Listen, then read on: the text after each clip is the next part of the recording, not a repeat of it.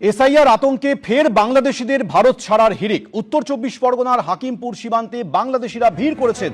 সীমান্ত পেরিয়ে ওপারে যেতে অপেক্ষায় রয়েছেন শয়ে শয়ে বাংলাদেশি। গতকালের পর আজও সেই একই ছবি, যেখানে সীমান্ত পেরিয়ে ওপারে যাওয়ার অপেক্ষা করছেন শত শত বাংলাদেশি। এসআইআর নিয়ে ঘোষণা হওয়ার পর, এসআইআর নিয়ে প্রক্রিয়া চালু হওয়ার পর আতঙ্কে তারা দেশ ছাড়তে চাইছেন।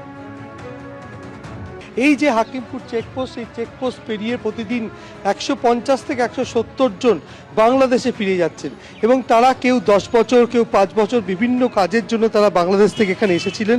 যেমন আহমেদ, এবং সে 20 বছর এখানে কাটিয়েছে জন্মান্ধ, এবং সে 20 বছর কাটানোর পর চলে যাচ্ছে। আজকে চলে যাচ্ছেন, কেন চলে যাচ্ছেন? কেন চলে যাচ্ছি তা তো জানি না, তবে সুযোগ পেয়েছি বলে চলে যাচ্ছি। কেন, কি আতঙ্ক? আতঙ্ক কেন থাকবে? আতঙ্ক একটাই, ইনলিগাল ভাবে এসেছিলাম, ইনলিগাল ভাবে ছিলাম, এটা অবশ্যই একটা আতঙ্কের ব্যাপার, এটা অন্যায়। তবে সুযোগটা পেয়েছি যাওয়ার, ওই কারণে চলে যাচ্ছি। কেন এসেছিলেন? আমি এসেছিলাম চোখের ডাক্তার দেখাতে। এক একজন এক এক প্রবলেমে এসেছিল। কিভাবে এসেছিলেন? ওই তো ওই বর্ডারের কিছু এজেন্ট থাকে না, যারা টাকা নিয়ে কাজ করে। ভারতীয় নথি তৈরি করতে পারেন না, তৈরি করলে আর যেতাম। তাহলে কারা চলে যেতে বললেন? চলে যেতে কেউ বলিনি, তবে চলে যাওয়ার সুযোগটা গভর্নমেন্ট করে দিয়েছে। কিভাবে করলেন? এই যে বর্ডার খুলেছে।